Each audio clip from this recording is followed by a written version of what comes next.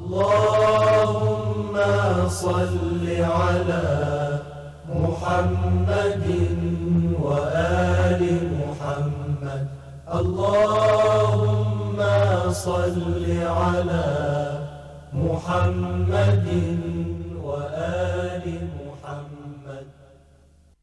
Within 23 years since his call to Islam, the Holy Prophet ﷺ passed the three periods.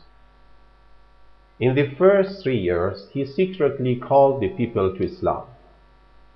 Then he invited overtly the people to Islam through the next 10 years. However, he and his followers lived in Mecca under the severe tortures and persecution of the idolaters and enjoyed no freedom of action. The society of Mecca merely remained unchanged. After his immigration, Hijrah, the Holy Prophet ﷺ spent the remaining 10 years of his life in Medina in a convenient and pleasant atmosphere. Thereafter, Islam was gaining striking achievements day by day. A new package of knowledge and moral perfection was opened up to the people. Obviously, these three different circumstances demanded three contingency plans which display the main objectives of the Holy Prophet ﷺ and his divine program. He was trying to teach, educate, and guide the worldly people to protect the original and comprehensive version of Islam against abuse and heresy, to implement justly and equitably the divine laws among the people. The Ahlulbayt, members of progeny of the Holy Prophet ﷺ, were the perfect examples of the Islamic teachings. Their characters correspond completely to the lifestyles of the Holy Prophet ﷺ. Certainly, from the demise of the Holy Prophet, his infallible progeny ﷺ, in their association with people, faced various situations showing different styles of living. However, they never gave up the above-mentioned objectives of the Holy Prophet ﷺ. Now I would like to attract your kind attention to an important comparison. During 250 years, our Imams, the divinely ordained successors of the Holy Prophet ﷺ, lived in the circumstances like the pre-Hijrat period before immigration to Medina.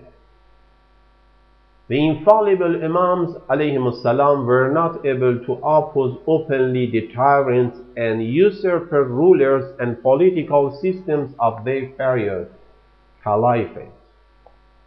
Therefore, they were obliged to have taqiyya, to cancel their true positions against so-called Islamic governments and to give no excuse to them to bother or kill them and their followers. Nevertheless, their enemies left no stone unturned to put off the light of their guidance.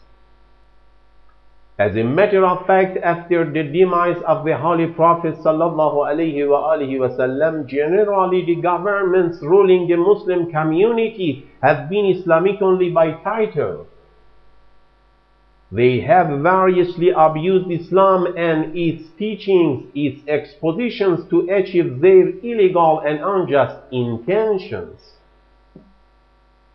Under the name of Islam and Allah, they followed their desires, deviated from the Holy Quran and the lifestyle of the Holy Prophet ﷺ, imposed the long series of heresies to Islam, violated the human rights, and oppressed the people. This has been the root of an antagonism between the infallible progeny of the Holy Prophet ﷺ and the governments, so-called Islamic, of their periods, as well as the cause of disagreement of their followers with the oppressing system, so-called Islamic, through the history. The Almighty has enjoined several times the Muslims not to impose their desires, changes, or transformations on the divine precepts. Allah has warned the Muslim community of showing the slightest tendency against the divine orders. Hence, the Holy Prophet and his progeny ﷺ adopted a lifestyle through which they displayed no deviation, no heresy. The utmost objective of the Immaculate Prophet ﷺ in his life was to implement justly and equitably the divine laws among the people and to protect them against abuse and heresy. As a result, the Islamic laws were effective in all circumstances. All preferences among the people disappeared. The justice was established. The Holy Prophet ﷺ, whom was determined by Allah as the leader of the community, and whose obedience was obligatory, did not have the slightest privilege over others in any aspect of his life. He did not avail himself of any luxury, maintained no protocol, no formalities commensurate to his position as a divine leader, and did not boast of his greatness. He showed no magnanimity. He was not distinguished from the rest of the people through any outward appearance. No group of people sought superiority over others only by relying on their undiscriminated preferences. The rich and the poor, the strong and the weak, the urban and the rural, the black and the white, all were equally ranked, and no one was under obligation to perform actions beyond his religious duties, and no one feared of violence or suffered from injustice. Moreover, on the very first day, the Holy Prophet ﷺ openly invited people to Islam, as well as on Ghadir Khum Day, and on the last days of his life, he manifestly specified Imam Ali's succession. He had introduced his progeny ﷺ as the reliable reference, the absolutely inseparable commentators of the Holy Quran, and the divinely ordained leaders of the Islamic community. Therefore, the members of Muslim community were divinely obligated to respect and to honor as well as to follow Ahlulbayt alayhimus salam. Sorry, in spite of this recommendation and emphasis, the Muslim community did not discharge their obligation in this connection. They designated some false successors after demise of the Holy Prophet ﷺ.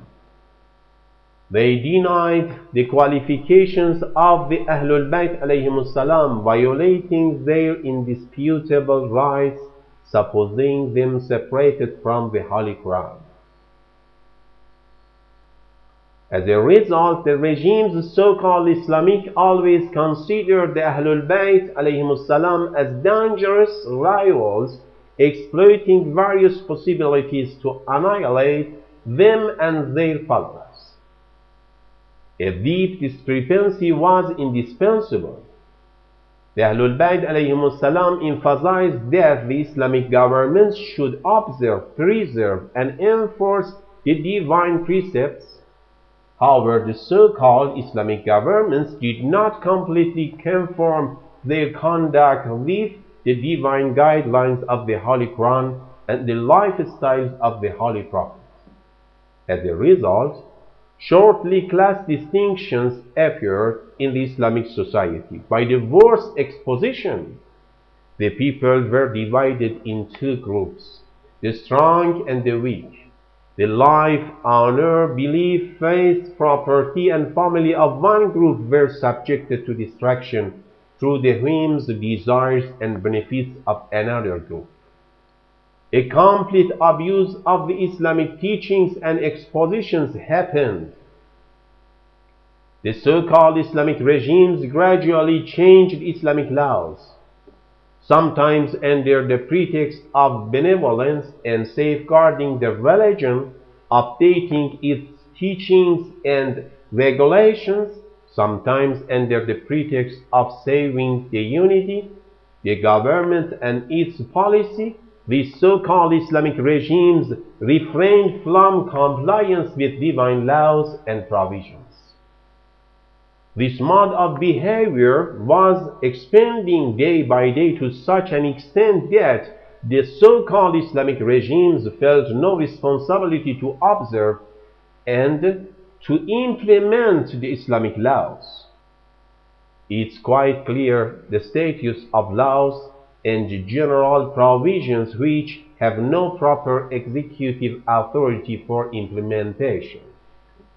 In brief, the so-called Islamic governments brought about changes in the precepts and laws of Islam as per the expediency of the time. It was due to these deviations that their conducts were contrary to that of the Holy Prophet sallallahu alaihi wasallam. However, the Ahlulbayt alayhimus salam considered the precepts of his conduct obligatory. Due to these differences, the contemporary powerful regimes of the Ahlulbayt alayhimus salam did not refrain from crushing them and their followers. They embarked on using every possible means to extinguish the light of their guidance. Although the Ahlulbayt alayhimus salam and their followers continuously faced many problems and encountered stubborn and sinister enemies, they continued their mission to invite the people to the original and comprehensive version of Islam. They did not leave any stone unturned for educating the righteous personalities. Allahumma salli ala Muhammadin wa ali Muhammad. Allahumma salli ala محمد